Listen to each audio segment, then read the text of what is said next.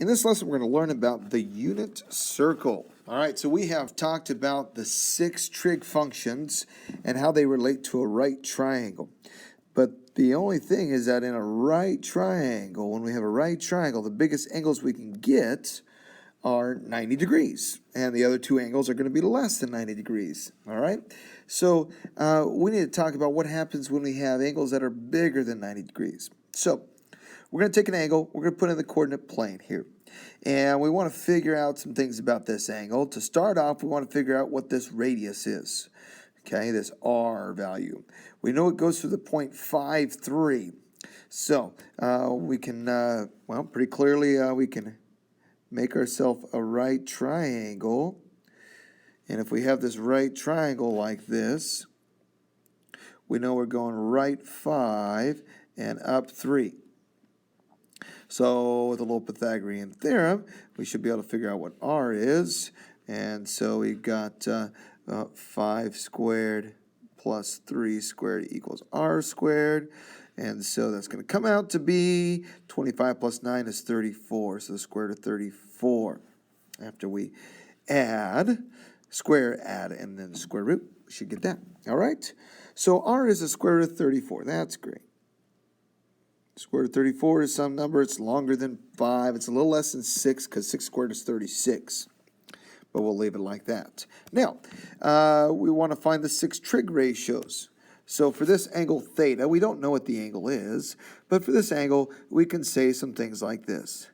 The sine of theta is 3, is opposite over hypotenuse, right? So from the angle that we're talking about, here's our angle theta, opposite over hypotenuse. Okay, 3 over the square root of 34. The cosine, well, the cosine of theta is adjacent over hypotenuse. We've got those memorized now. So you got 5 is the adjacent. The hypotenuse is the square root of 34. So we have 5 over the square root of 34. And then we have the tangent of theta is the opposite. So the opposite over the adjacent. So that's going to be 3 over 5. So we've got our SOHCAHTOA there. And now we're going to do the reciprocals. So we know the reciprocal of sine is cosecant. Cosecant is hypotenuse over opposite. The secant is the reciprocal of the cosine. So that's going to be the hypotenuse over the adjacent. And the reciprocal of tangent is cotangent. So the cotangent of theta is adjacent over hypotenuse, so it's 5 over 3. All right, so we found our 6 trig ratios there. All right, so given some angle, and we know a point that it goes through, if we know a point that it goes through, well, we can figure out the sine, cosine, and tangent of that angle. Notice we didn't even know what the angle was. We just knew a point that it went through. Well, how about this?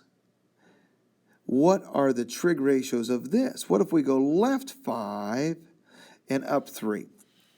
Well, now we're going over 5, but more specifically, we're going in a direction left 5, and we're going up 3.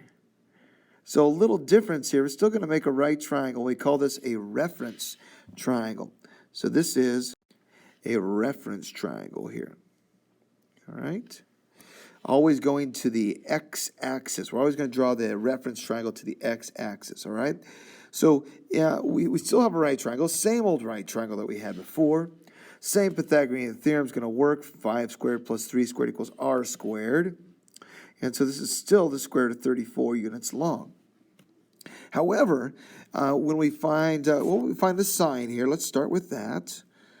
The sine of this big angle beta, we're going to define it as the opposite over hypotenuse in this triangle. Notice, we can't make a right triangle with beta. Okay, this, by the way, is the Greek letter beta there. All right, you can't make a right triangle. It's obtuse. So we're going to put the triangle over on this side and use that to define our sine, cosine, and tangent. So the sine is still 3 over the square root of 34. Not worried about rationalizing this right now. The cosine is the adjacent. Well, This is the adjacent to this angle, kind of, even though this angle's outside, okay? This right here is that theta from up above. All right, so that triangle, these two triangles are the same here, okay? So we're going to define the cosine of this angle as this adjacent, which is going to be -5 over the square root of 34. And now we've moved into angles that are greater than 90. This angle right here, bigger than 90. So we can do it just by making a small right triangle that we can still use to find the sine, cosine, and tangent. Still have opposites, adjacents, and hypotenuses. So the tangent opposite over adjacent, well, that's going to be 3 over -5, which is obviously -3/5. We like to move that negative up top. All right, so let's flip them over. The cosecant, which is the reciprocal of sine, is square root of 34 over 3. The secant of beta would be the square root of 34 over -5. That's a negative number because we got a positive divided by a negative, and positive divided by negative is a negative number. So we're going to put the negative out front or just slide it up top. The whole thing's negative. Okay. Cosecant right there. And last but not least, our cotangent of beta is going to be adjacent over hypotenuse. Adjacent is -5 over 3. So it's going to be -5 over 3. Okay. All right. There's our 6 trig ratios. So we see the difference here is that when we're going into the second quadrant with this obtuse angle, we're going to use the same right triangle that we had up above here. However, this time we are going to have some negatives. All right, so cosine becomes negative. Sine stayed the same, but cosine became negative. So here's our definition for any angle. Any angle. If theta is an angle in standard position, that means we have its initial side on the x-axis, its terminal side floating somewhere around here. And PXY is a point on the terminal side, just like this -5,3. Well, that -5,3 kind of tells us what the reference triangle is. That X and Y tells us what the reference triangle is. So it turns out, just like we can see from up above, the sine was just the Y value. See that Y value there? The Y value over the length. The Y value over the length of the radius. The cosine just ended up being the X value over the radius. So cosine is the X value over the radius. There's our formula there, X over the radius. The tangent, well, tangent opposite over adjacent. That just ended up being the Y over the X. Y over the X. That's our definition. And then the reciprocal functions, just flip those around. The radius on top. All right, so now we have a way of defining sine, cosine, and tangent for any angle. You can pick a 5,000 degree angle, and we could find the sine, cosine, and tangent. We just got to know a point that's on the terminal side of that 5,000 degree angle. All right? So now we're moving away from right triangles into the coordinate plane. Let's check out the next page. So we've worked with some special angles. Special angles are like a 30, 60, 90. They come from a 30, 60, 90 triangle. And from a 45, 45, 90 triangle. All right? Those are degrees, of course. So 45, 30, and 60 are special angles. So we can use that to determine some sine, cosines, and tangents. For example, here we have an angle. It's a 330 degree angle. And we want to find the sine and cosine and tangent. Now, we've got a point out here. It's marked, but we don't know what it is. I don't know. What is it going to be? Okay. And so we've got these other points. We don't know. So what we need to do is we need to make a triangle here. So we got to first of all figure out what this angle is right here. Well, 330 degrees, or 360 minus 330 tells us this has to be a 30-degree angle, because 360 minus 330 is 30. So that's a 30-degree angle. So we're thinking about a 30, 60, 90 right triangle here. So what we should do is we should think about a special number. And we say, well, I would like this to be 2. Now, let's actually do this for a moment. Let's ignore these two numbers here. I'm going to just ignore these numbers. You can white those out. Let's forget the scale. We don't care about the scale right now. All right. So forget all that jazz. All right. No scale right now. So we're going to pick a number that's going to be nice. We're going to make a right triangle here. And let's just say that this is 2. Now remember, it doesn't matter what point we pick here. Okay? So there's a point right out here so that this is 2 units long. All right? Well, according to our 30, 60, 90 right triangle, we know that the hypotenuse is twice as big as the short leg. And the short leg times the square root of 3 gives us the long leg. So we can find the sides of this right triangle. There it is. So this is the square root of 3, comma 1. Okay, actually negative 1 because we're going down. Okay, right square root of 3 and down negative 1. So we found a point on this side. Now we have enough information to find the sine, cosine, and tangent here. All right, so let's go ahead and do that real quickly.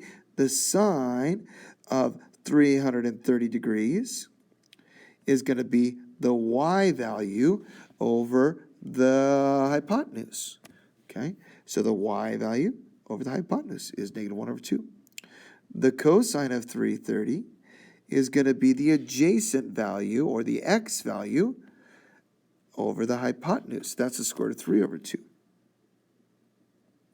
And the tangent of 330, well, that's going to be opposite over adjacent, or the y value over the x value, and that's going to be negative 1 over the square root of 3.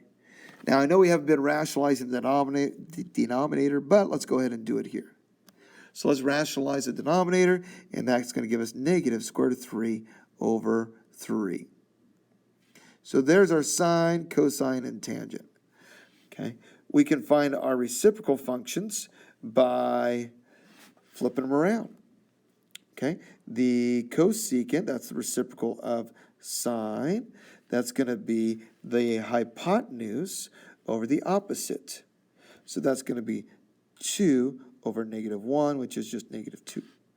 The secant of 330 degrees is going to be the hypotenuse, the hypotenuse over the adjacent. So that's the r value over the x value. So that's 2 over square root of 3. Rationalizing the denominator by multiplying by the square root of 3 over the square root of 3 gives us 2 square root of 3 over 3. And that's what we're going to want it to be as there. Okay? And last but not least, the cotangent, squeeze it in here, of 330.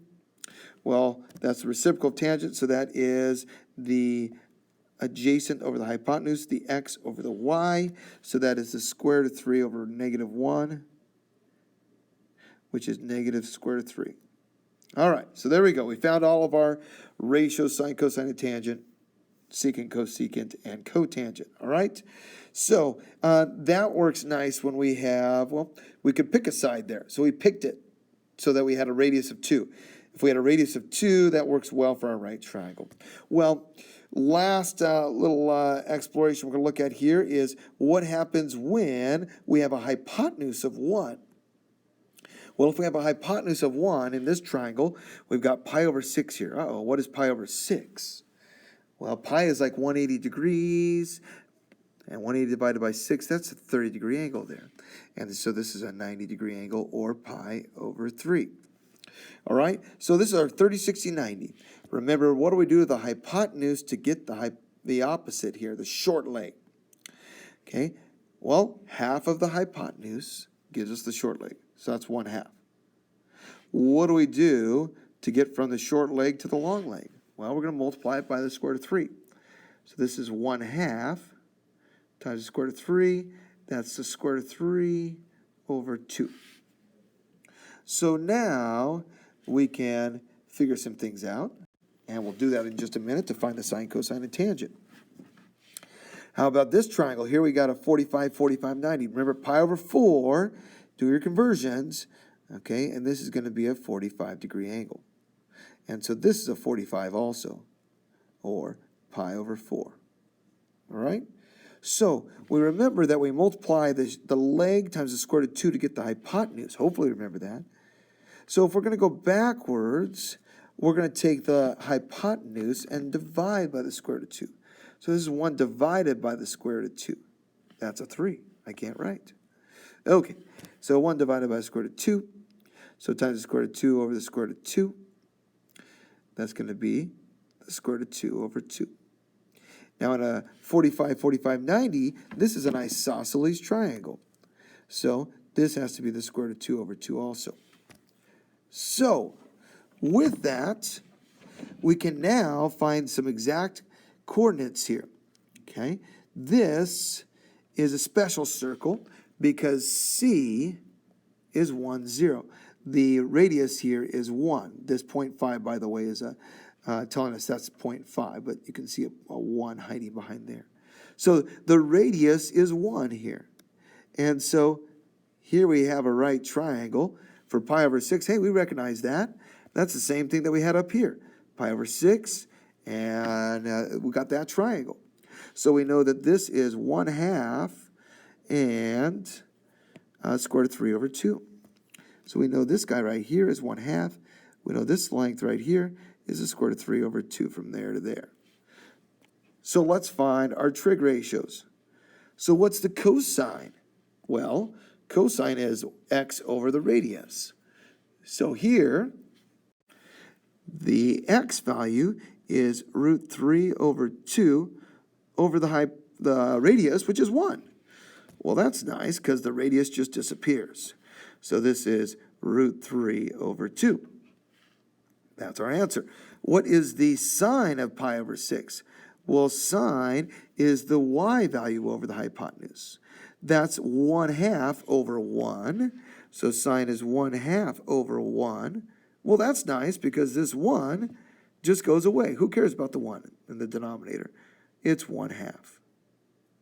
So we can see it's really nice to have a radius of 1 because those denominators just vanish. Well, how about one more? We've got negative pi over 4. Let's find the sine of negative pi over 4. Careful, this is in parentheses is the idea there. We're not subtracting or anything like that. So, all right, so pi over 5, negative 5 pi over 4, that is this angle right here. So negative 5 pi over 4 is this guy going backwards here. Well, we got to draw a reference triangle. We got to ask ourselves, how big is this angle right here? Well, going around halfway, that's 4 pi over 4, right? It's 1 whole pi. 4/4 is 1. So this is negative 1/4. Right here, this is negative 1/4 pi, okay? Or this is negative 4/4. Okay, so this is another 1/4. So this is just, well, let's call it 1/4 pi or pi over 4 is what that angle is. And we recognize that triangle. Hey, that's the same thing that we just did up above. Because the hypotenuse is 1. And so these are both going to end up being the square root of 2 over 2 in length. All right? So with that information, we can find the sine and the cosine really easy. The sine is the y value over the hypotenuse. And so that is the square root of 2 over 2 over 1, which is the square root of 2 over 2. Okay? This, by the way, watch out, this is negative square root of 2 over 2. This is positive because we're going up. This is negative because we're going left in the coordinate plane. The cosine is the x-coordinate, negative square root of 2 over 2, over the radius, which is 1. So negative square root of 2 over 2 over 1, well, that is negative square root of 2 over 2. And we can use the same idea to find a lot of nice, neat sines and cosines in the unit circle. And that's what we're going to do next. So we'll stop there.